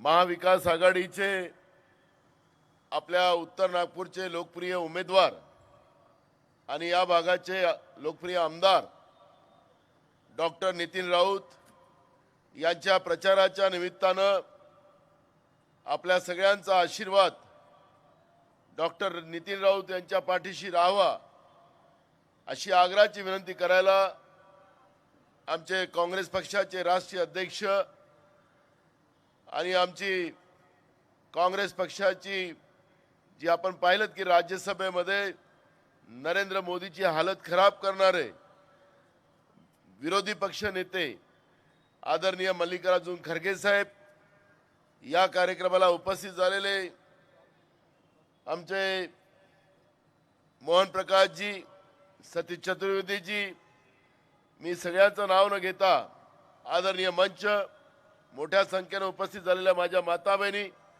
आमचे वडीलधारी मंडळी, युवक मित्र आणि पत्रकार बंधू, आपल्याला लक्षात असेल की या निवडणुकीमध्ये जे 2014 मध्ये 2 कोटी युवकांना नोकऱ्या देऊ, काळा धन आणून 15 लाख रुपये तुमच्या खात्यात टाकू, महागाई कमी करू, शेतकऱ्यांचं उत्पन्न 2 पटीने वाढवू, पण गेल्या 10 वर्षामध्ये ना महागाई कमी करण्यात आली, ना बेरोजगारांचे प्रश्न सोडवण्यात आले. जे काही काँग्रेसच्या काळात लागलेले होते त्यांना उलट नोकरीतून बाहेर करण्यात आलं. महागाई आभाळ पार करून गेली. गरिबीचं प्रमाण मोठ्या प्रमाणात वाढलं. आणि म्हणून या सगळ्या मुद्द्यावर भाजपला बोलायचं नाही आणि मग बटेंगे तो कटेंगे अशा पद्धतीचं एक स्लोगन द्यायचं आणि जनतेच्या मूळ प्रश्नाला डायव्हर्ट करायचा. हिंदू मुसलमान, बौद्ध हिंदू असे वाद निर्माण करायचे आणि त्या माध्यमातून महाराष्ट्राच्या शाहू फुले आंबेडकरांच्या विचाराला, छत्रपती शिवाजी महाराजांच्या विचाराला मोठ माती देण्याचं काम भाजप करते असं चित्र आपण पाहतोय. या भाजपवाल्याला विचारलं पाहिजे की नागपूरमध्ये हे विकास पुरुष बसलेले आहेत. मग देवेंद्र फडणवीस राज्याचे मुख्यमंत्री म्हणून होते, केंद्रामध्ये पुलकरी बसलेले होते. मग नागपूरचा तुम्ही विकास केला असं म्हणता. एका पाण्यानं नागपूर का डुबलं? लोकांच्या घरात पाणी का घुसलं? लोकांच्या घरचं सगळं सामान का खराब झालं? आणि सर्व लोकांना बर्बाद करण्याचं काम का झालं? हा प्रश्न त्यांना विचारला तर त्याचं मूळच आहे विकासाच्या नावाने भ्रष्टाचार करायचा आणि भ्रष्टाचाराच्या माध्यमातून संपत्ती गोळा करायची आणि नागपूरच्या शहरातल्या लोकांना पाण्याखाली दाबायचं. ही भूमिका या भ्रष्टाचारी विकास पुरुषांचा आपल्याला नागपूरमध्ये जो इतिहास आपण पाहिला तो त्या पद्धतीनं पाहायला मिळेल. मला आठवतं की राज्याचे मुख्यमंत्री विलासराव देशमुख साहेब होते आणि त्यांनी सांगितलं की नागपूरच्या सर्वांगीण विकासाचं एक प्लॅन आम्ही देतो आणि राज्य सरकार त्याला पैसे देईल. त्या पद्धतीचं नागपूरचं एक प्लॅन झालं आणि त्या आधारावर नागपूरचा विकासाचं काम सुरू झालं. आमचं नागपूर हे हिरवं नागपूर होतं. सगळीकडे झाडं होती, निसर्गाचा समतोल ठेवला जात होता. आज सगळी झाडं कापण्यात आली, सगळे रस्ते सिमेंटचे रस्ते करण्यात आले कारण की सिमेंटमध्ये जास्त भ्रष्टाचार करतायत. साहेब मी तुम्हाला सांगतो की या नागपूरमध्ये मोर्चा निघाला सर्वसामान्य लोकांचा की नागपूरमध्ये आम्हाला सिमेंटचे रस्ते नकोत, सिमेंटचे रस्ते नकोत म्हणून नागपूरच्या जनतेने मोर्चा काढला. पण हे ऐकायला तयार नाही. हे गडकरी सांगतात, फडणवीस सांगतात की एकदा सिमेंटचा रस्ता झाला तो 80 वर्ष त्या रस्त्याला आपल्याला पाहावं लागत नाही. आपण आजही नागपूर शहरामध्ये पाहिलं तर जे रस्ते 2 वर्षाच्या पहिले 1 वर्षाच्या पहिलेचे झालेत त्या रस्त्याला पुन्हा क्रॅक पडली, त्या रस्त्याला पुन्हा खोदण्याचं काम सुरू झालं. यांना विचारलं पाहिजे की 80 वर्षाची गॅरंटी आपण दिली आणि मग हे 6-6 महिन्यामध्ये पुन्हा रस्ते तुम्ही तयार करताय. नागपूर शहरामध्ये सगळीकडे जाम लागतं आणि त्याचं कारणच आहे की नागपूर शहराला हे भ्रष्टाचारी विकास पुरुष जे आहेत गडकरी आणि फडणवीस आणि भाजप या सगळ्यांनी नागपूरला लुटण्याचं काम त्या लोकांनी केलं आणि म्हणून नागपूरच्या जनतेला दरवेळेस पाण्यामध्ये डुबावं लागतं. आपण सगळे भाग्यवान होतात. आपल्याला लक्षात असेल की आपला तो तलाव, जो तलाव त्याच्यामध्ये स्वामी विवेकानंदचा वेस्ट वेवरच पुतळा मांडला. ज्यावेळेस मेट्रो आपल्या शहरामध्ये यायला निघाली तो मेट्रोने 200 कोटी रुपये महानगरपालिकेला दिले आणि मेट्रोने 200 कोटी रुपये महानगरपालिकेला दिले. तर हे दोघं इंजिनियरच आहेत. हे कुठलं सर्टिफिकेट आहे मला माहिती नाही.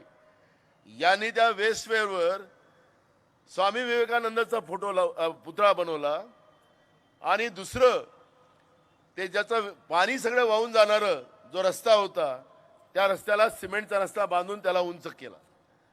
बाजूला हल्दीराम सारख्या व्यवस्था निर्माण केल्यात. पाणी वाहून जाणारी व्यवस्था सगळी थांबवली आणि एका दिवसाच्या पाण्यानं याच फडणवीसाच्या मतदारसंघामध्ये तो तलाव फुटला असता तर घराच्या घर वाहून गेले असते. म्हणजे यांच्या विकासाचा जो फॉर्म्युला आहे तो नागपूरला पाण्याखाली डुबवून लोकांचं जीवन उद्ध्वस्त करायचं धोरण यांनी केलेलं होतं. फडणवीस आणि गडकरी हे केंद्रात आणि राज्यामध्ये सत्तेमध्ये राहिले. महाराष्ट्र आपल्या नागपूर शहराची एक परंपरा होती. मगाशी नितीन राऊत साहेब सांगत होते की कायदा सुव्यवस्था आपला एकदम चांगला होता. आज महाराष्ट्रामध्ये फडणवीसाच्याच मतदारसंघातून 1300 महिला गायब झाल्या. विधानसभेमध्ये नितीनराव साहेबांनी प्रश्न विचारला, मी स्वतः विचारला, पण फडणवीसांनी उत्तर देऊ शकले नाही. महाराष्ट्रामध्ये 67,000 महिला गायब झाल्यात. शाळेमध्ये शिकणाऱ्या आमच्या 4 ते 5 वर्षाच्या वयाच्या मुली आज सुरक्षित नाही. महिला आज महाराष्ट्रामध्ये असुरक्षित आहे. कायदा सुव्यवस्थेचं सगळे 3-13 वाजलेत. गुजरातमधून ड्रग, मुंद्रा पोर्टमधून ड्रग आज आपल्या प्रत्येक शाळेच्या समोर विकला जातो आणि आपल्या तरुण पिढीला बर्बाद केलं जाते. मी तुम्हा लोकांना प्रश्न विचारतो आणि तुम्ही त्यांना विचारा, काय आमचं नवीन पिढी बर्बाद करण्याचं यांना जी सत्ता दिली 10 वर्ष आपण, तर आमची पिढी बर्बाद करायला दिली? उडता पंजाब तयार करायला दिला नागपूरला? स्वतः गृहमंत्री 7.5 वर्ष फडणवीस राहिलेत. आज नागपूर शहराचा कायदा सुव्यवस्था आपण पाहिलं तर सगळ्यात जास्त क्राईम सिटी, आमच्या शहराला ऑरेंज सिटी आम्ही म्हणत होतो, पण आता आमचं शहर हे क्राईम सिटी झाली. ऑरेंजचं नाव संपलं आणि या क्राईम सिटीमध्ये जिथपर्यंत भाजप सत्तेत राहील तर हे शहर क्राईम सिटी म्हणूनच ओळखलं जाणार आहे. मी या ठिकाणी जास्त वेळ न घेता, कारण की राष्ट्रीय अध्यक्ष साहेबांना तातडीने निघायचं आहे, पुन्हा आपली भेट होणारच आहे, त्यांचा पंचनामा आपण करणारच आहोत. आत्ता साहेब म्हणत होते की फडणवीसाला अमित शहा आणि मुख्यमंत्री करायचं घोषणा केली. मी तुम्हाला आत्तापासून सांगतो आहे, तो गृहमंत्री आहे, त्याच्याजवळही रिपोर्ट असेल फडणवीसाकडे, फडणवीस निवडणूक हारते आहे हे तुम्ही लक्षात ठेवा. कारण की यावेळेस त्याचा इलाज आम्ही असा केला, गडकरी थोड्यानं वाचलेत यावेळेस, नाही तर गडकरीला आपण निपटवलं होतं, थोड्यानं वाचलेत. मी तुम्हाला या निमित्तानं सांगतो, आमचं नागपूर शहर त्याचं ज्या ठिकाणी डॉक्टर बाबासाहेब आंबेडकरांनी धम्मपरिवर्तन केलं, आमच्या शहराला एक आगळी वेगळी ओळख पूर्ण जगामध्ये आहे.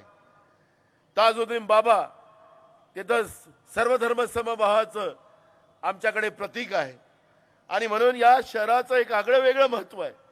पण या शहराला जाती आणि धर्मामध्ये वाटून शाहू फुले आंबेडकरांच्या विचाराला संपवण्याचं पाप हे लोक करतात. छत्रपती शिवाजी महाराज आमचं दैवत आहे, पण छत्रपती शिवाजी महाराजांच्या प्रतिमेमध्ये सुद्धा या लोकांनी मालवणमध्ये भ्रष्टाचार केला. कोट्यावधी रुपये त्याच्यामध्ये खर्च केलं, पण कोट्यावधी रुपये नाही, त्या ठिकाणी छत्रपती शिवाजी महाराजांची प्रतिमा कमजोर करायची आणि छत्रपती शिवाजी महाराजाला अपमानित करायचं, त्यांच्या विचाराला अपमानित करायचं, हे पाप भाजपने महाराष्ट्रामध्ये केलेलं आहे. महापुरुषाचा अपमान हाच भाजपचा अजेंडा आहे. आणि म्हणून इंदोराची विशेष करून मी उत्तर नागपूरमध्ये, इंदोरा हा जो भाग आहे, इंदोरामध्ये साहेब मी तुम्हाला सांगतो की इथं फार जागरूक लोक आहेत. इथली अनेक लोक आज देशपातळीवर आणि जगपातळीवर वेगळ्या वेगळ्या व्यवस्थेमध्ये काम करून देशाचं नाव लौकिक करताना या भागातली लोक आपल्याला पाहायला मिळतात आहेत. आणि म्हणून या निवडणुकीमध्ये आत्ता नितीनराव साहेबांनी सांगितलं की माझ्या विरोधात मुद्दामून आमची मतं वेगळी करायचा प्रयत्न केला गेलेला आहे, असं त्यांनी त्यांच्या भाषणामधून सांगितलं. पण मला विश्वास आहे नितीनराव साहेब की आमच्या या भागातल्या एक मत सुद्धा या जातीवादी व्यवस्थेला जाणार नाही. महाविकास आघाडीच्या बाजूनं आणि काँग्रेसच्या बाजूनं, जे संविधानाच्या बाजूनं काँग्रेस आहे त्यांच्या बाजूनच हे मतदान होणार. आणि तुम्हाला मी आतापासून सांगतो आकडा की तुम्ही 50,000च्या मताच्या पेक्षा जास्त मताधिक्यानं तुम्ही निवडून येणार आहात. हे यांनी कितीही गड्डे खोदू द्या, यांना किती गड्डे खोदू द्या. मला आठवतं मी आणि नितीनराव साहेब एकाच वेळेस विधानसभेत गेलो. या भागाच्या जनतेचे प्रश्न मांडणारा तळमळीचा कार्यकर्ता म्हणून, या भागाच्या विकासासाठी सातत्यानं झटणारा माणूस मी विधानसभेत पाहिलेला आहे. आणि म्हणून एक जागरूक लोकप्रतिनिधी, तुमची भावना मांडणारा, तुमचा आवाज बनून विधानसभेमध्ये काम करणारा असा हा आमदार. मागच्या वेळेस एक चूक आमच्या हातानं झाली, त्या चुकीचा परिणाम आपण भोगला. 5 वर्ष नाही तर 15 वर्ष आपलं भाग मागं गेला.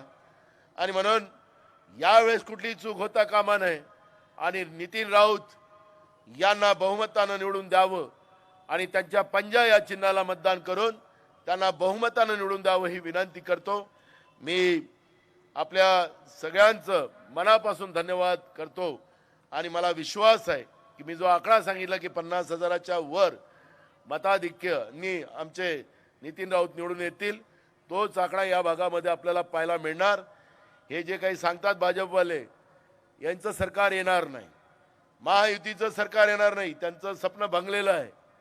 महाराष्ट्राच्या जनतेने, महाराष्ट्राच्या शेतकऱ्यांनी, महाराष्ट्राच्या तरुणांनी, महाराष्ट्राच्या आमच्या भगिनींनी, गरिबांनी निर्णय केला की महायुतीचं सरकार महाराष्ट्रात पुन्हा चुकून आलं तर आमचा महाराष्ट्र हा गुजरातला पूर्ण विकण्याचं पाप हे लोक करणार आहेत.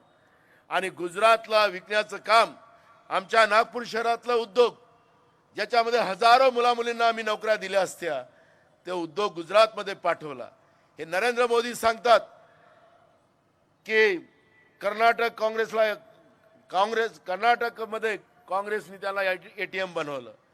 मी त्यांना सांगतो की नरेंद्र मोदीजी, तुम्ही माझ्या महाराष्ट्राला ATM बनवलं, माझ्या महाराष्ट्राला लुटलं. जेव्हा पाहिजे तेवढा पैसा तुम्ही गुजरातमध्ये घेऊन गेलात, महाराष्ट्रामधले उद्योग तुम्ही त्या ठिकाणी घेऊन गेलेत, महाराष्ट्रामध्ये बेरोजगारी वाढवली आणि गुजरातमधून ड्रग पाठवून आमच्या महाराष्ट्रातल्या पिढ्याला बर्बाद केला, अनेक कुटुंब बर्बाद केलेत. त्याचं उत्तर या 20 तारखेला भाजपकडून जनता घेणार आणि महाविकास आघाडीच्या प्रत्येक उमेदवाराला महाराष्ट्रामध्ये निवडून देणार. 200च्या वर महाराष्ट्रामध्ये महाविकास आघाडीचा आमदार निवडून येईल. हे काळ्या दगडावरची पांढरी रेष आहे. आणि म्हणून आपल्या भागातलं एक चांगलं नेतृत्व, आणि तुम्हाला माहित आहे की महाराष्ट्र सरकार आल्यानंतर नितीन राऊत साहेबांचा नंबर लागणारच आहे की नाही. मग आपल्याला सच्चा विकास पुरुष, भ्रष्टाचारी व्यवस्था तिकडे, ते आता ते पहिले महालमधून तिकडे गेली, ते या शहरामध्ये किती बिल्डिंग आहेत मला माहिती नाही त्यांच्या, तिकडे महाल बनलं फडणवीसाचं. मूळ प्रश्न आहे की सर्वसामान्यातलं नेतृत्व, याच्याजवळ जेव्हा सत्ता असते तर सर्वसामान्य लोकांचं भलं होतं. आज महाराष्ट्रामध्ये ओबीसीला शिवा घालतात. परवा यवतमाळ जिल्ह्यामध्ये ओबीसीच्या लोकांना कुत्रा म्हटलं. मी त्यांना फडणवीसाला म्हटलं आणि नरेंद्र मोदींना म्हणालो की तुम्ही ओबीसीला कुत्रा म्हणता, तुमचे कार्यकर्ते म्हणतात, जे ओबीसी तुम्हाला कालपर्यंत मत मारत होते हिंदूच्या नावानं, आता त्यांना कुत्रा म्हणतात. ओबीसी जागृत झाला. जातीनिहाय जनगणनेच्या माध्यमातून आदरणीय खरगे साहेब, आदरणीय राहुल गांधीजींनी जातीनिहाय जनगणनेची भूमिका मांडली. आणि जे डॉक्टर बाबासाहेब आंबेडकरांचं स्वप्न होतं, जे शाहू महाराजांचं स्वप्न होतं, जे महात्मा ज्योतिबा फुल्यांचं स्वप्न होतं की देशातल्या शोषित पीडित समाजाला त्याची जातीनिहाय जनगणना करून आर्थिक आणि शैक्षणिक त्या समाजाचा अहवाल आणून केंद्राच्या सरकारने, राज्याच्या सरकारने त्या प्रत्येकापर्यंत योजना पोहोचवल्या पाहिजेत. त्यांचे अधिकार त्यांना दिले पाहिजेत. आज आपण घरकुलाचा साधा विषय घेतला. जातीनिहाय जनगणना झाली नाही म्हणून आपल्या शहरामध्ये अनेक लोकांना घरकुलं मिळू शकले नाही. कोणाच्या घरी खायला आहे की नाही, कोणाला राहायला घर आहे की नाही, शिकलेले मुलं मुली असतील तर त्याच्या हाताला काम आहे की नाही. आणि म्हणून ही सामाजिक, जो समाज आर्थिक आणि शैक्षणिक मजबूत असतो तो समाज मजबूत असतो. आणि म्हणून शोषित पीडित समाजाला न्याय मिळावा. आणि म्हणून खरगे साहेबांनी आणि राहुल गांधीजींनी जातीनिहाय जनगणनेची भूमिका मांडली. पण संघाला आणि नरेंद्र मोदीला मान्य नाही. ते म्हणतात की आम्ही जनगणना करणार नाही. आत्ताच खरगे साहेबांनी सांगितलं की दर 10 वर्षांनी जनगणना व्हावी. पण नरेंद्र मोदीचं सरकार आलं. डॉक्टर मनमोहन सिंग साहेबांनी 2011 मध्ये जी जनगणना केली ती जनगणना अजूनपर्यंत जाहीर केली नाही. 2021 मध्ये पुन्हा जनगणना व्हायला पाहिजे, ती अजूनपर्यंत केली गेली नाही. गेल्या 20 वर्षापासून या देशाच्या लोकसंख्या, कोण माणूस कसा जगतो आहे, हा आकडा आज केंद्र सरकारजवळ नाही. आणि म्हणून त्याचे परिणाम असे चाललेत की गरिबी एकीकडे वाढत चालली, बेरोजगारी एकीकडे वाढत चालली आणि महागाईची मारबत आपल्या मागे लावली आणि त्या ठिकाणी आपल्या सगळ्यांनाच बर्बाद करण्याचं काम केलं. जिल्हा परिषदच्या जवळपास 15,000 शाळा बंद करायचा निर्णय केला. एकीकडे बाबासाहेब आंबेडकरांचं आर्थिक धोरण बदलवलं. बाबासाहेब आंबेडकरांचं आर्थिक धोरण होतं की मोठ्यांकडून पैसे घ्या आणि शेवटच्या माणसापर्यंत पोहोचवा. ते काँग्रेसने केलं. पण जसं यांचं सरकार आलं, या सरकारने बाबासाहेब आंबेडकरांचं आर्थिक धोरण बदलवलं. जीएसटी सारखा कायदा आणला आणि जीएसटीच्या माध्यमातून तुमच्या आमच्या घामाचा पैसा सरकारच्या तिजोरीमध्ये जातो आणि तो पैसा अंबानी अदानीच्या घरी पाठवण्याचं पाप यांनी केलं. एकीकडे शिक्षण वाघिणीचं दूध आहे हे बाबासाहेब आंबेडकर सांगायचे. आज शिक्षणही तुमचं संपवायला निघालेत आणि तुम्हाला आर्थिक कमजोर करायला हे लोक निघालेत. तुम्हाला गुलामीकडे, ज्या मनुस्मृतीची गोष्ट आता आदरणीय खरगे साहेबांनी केली, ही मनुस्मृतीची चाल या लोकांनी केलेली आहे. खरगे साहेबांनी एक प्रश्न विचारला. 2014 मध्ये नरेंद्र मोदीचं सरकार आल्यानंतर जंतर मंतरवर दिल्लीमध्ये संविधान पेटवण्यात आलं. आज 11 वर्ष झालेत. नरेंद्र मोदी देशाचे प्रधानमंत्री आहेत. कोणी आज हे संविधान जाळलं त्याला त्यांनी पकडलं नाही. पण मनुस्मृतीचे पुरस्कारित लोक हे सत्तेमध्ये बसलेले आहेत. त्यांचं संविधानाशी काही घेणं देणं नाही. आणि म्हणून राहुल गांधीजी नेहमी सांगतात की संविधान वाचवणं तुमचं आमचं कर्तव्य आहे आणि संविधानासाठी आम्ही सगळेजण एकत्रित आलो पाहिजे. ही भूमिका राहुल गांधीजी प्रामुख्याने मांडतात. मला विश्वास आहे की या भागातली जनता भाजपच्या प्रत्येक अत्याचाराच्या विरोधात, त्यांच्या षडयंत्राच्या विरोधात मतदान करून नितीन राऊत साहेबांना आपण बहुमताने निवडून द्याल ही अपेक्षा मी या ठिकाणी बाळगतो. माझे 2 शब्द पूर्ण करतो. जय भीम. आभार प्रदर्शन सन्माननीय सुरेश जग्यासीजी करतील अशी विनंती करतो.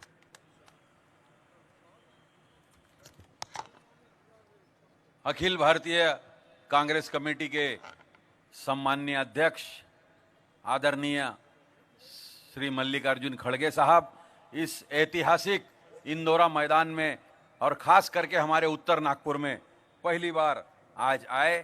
मैं दिल की गहराइयों से डॉक्टर नितिन राउत मित्र परिवार की ओर से उनका हार्दिक आभार मानता हूं. उसी प्रकार आदरणीय श्री मोहन प्रकाश जी, श्री गुरदीप सप्पल जी, श्री के राजू जी, श्री कुणाल चौधरी जी, श्री रामकृष्ण ओझा जी, डॉक्टर सतीश चतुर्वेदी बाबू जी, श्री नाना गावंडे जी, श्री कुणाल राउत जी व आदि मंच पर जो हमारे सम्माननीय नेतागण आए, आदरणीय हमारे प्रदेशाध्यक्ष श्री नाना पटोले साहब, सभी का मैं दिल के गहराइयों से हार्दिक आभार मानता हूं. और विशेष रूप से आप सब इतने बड़े पैमाने पर जो आप लोगों ने इतनी देर हमारे आदरणीय नेताओं जी का संबोधन सुना और उनको बहुत ध्यान से आपने सुना. मुझे पूर्ण विश्वास है आप उनके द्वारा आपको की गई अपील का पूरा ध्यान रखेंगे और 20 तारीख को, आने वाली 20 तारीख को डॉक्टर नितिन राउत के पंजे पे 1 नंबर पे बटन दबाकर प्रचंड बहुमतों से आदरणीय नितिन भाव को चुन कर देंगे. और इसी के साथ मैं आपका पुनश्च एक बार दिल के अंतर्करण से आभार मानता हूं. धन्यवाद. जय हिंद, जय भीम.